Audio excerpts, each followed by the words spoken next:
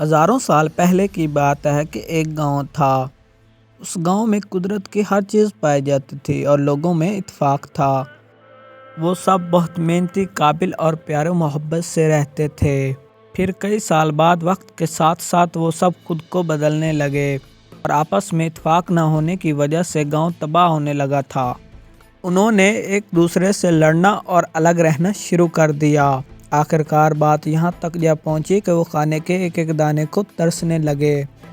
سب کے سب پریشان تھے اور ان کے کھیت بھی بالکل تباہ ہو چکے تھے۔ اور اس سب کی وجہ تھی محنت نہ کرنا، اتفاق نہ ہونا اور بارشوں کی کمی۔ پھر ایک دن گاؤں میں ایک بوڑھا انسان آیا۔ اس نے تمام کھیت اور گاؤں والوں کو مشکلات میں دیکھا۔ اس نے ایک کھیت کے ٹکڑے کی مٹی دیکھی اور دل میں سوچا کہ مجھے ان کی مدد کرنی چاہیے۔ اس نے سب گاؤں والوں کو اکٹھا کیا اور سمجھایا کہ اگر ہم سب مل کر کام کریں تو یہ کھیت ہرے بھرے ہو سکتے ہیں۔ لیکن سب اس پر ہنسنے لگے اور کہا کہ ایسا کرنا ممکن نہیں، یہ کھیت دوبارہ ہرے بھرے نہیں ہو سکتے ہیں، کبھی بھی نہیں۔ اور بوڑھے انسان نے اکیلے ہی کھیت میں کام کرنا شروع کر دیا۔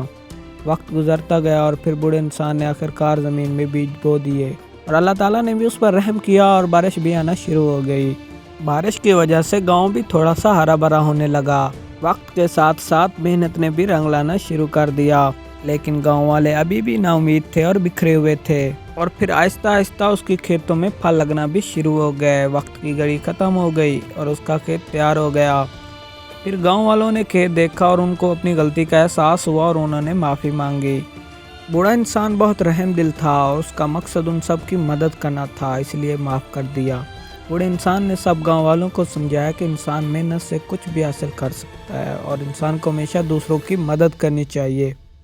بوڑھے انسان نے ایک بار پھر سب میں اتفاق اور پیار و محبت پیدا کر دی تھی اور سب پہلے کی طرح گاؤں میں دوبارہ خوش رہنے لگے تھے۔ اس کہانی سے ہم نے سیکھا کہ انسان کو ہمیشہ آگے بڑھنا چاہیے، چاہے کوئی ساتھ دے یا نہ، اور اپنی زندگی میں کبھی بھی ہار نہیں ماننی چاہیے، ہمیشہ دوسروں کی مدد کرنی چاہیے۔ لوگ آپ کو روکتے ہیں کہ آپ یہ نہیں کر سکتے ہیں، لیکن آپ کو کبھی بھی خود کو نہیں روکنا ہے۔ لوگ آپ کو ہمیشہ تکلیف دیتے ہیں، لیکن آپ کو ان کی باتوں کو چھوڑ دینا ہے اور آگے بڑھنا ہے۔ آپ بھی اپنی زندگی کو اس بوڑھے بہادر انسان کی طرح بنائیں اور پختہ یقین رکھیں کہ اللہ پاک آپ کے ہمیشہ ساتھ ہوتا ہے اور وہ آپ کی مدد کرتا ہے۔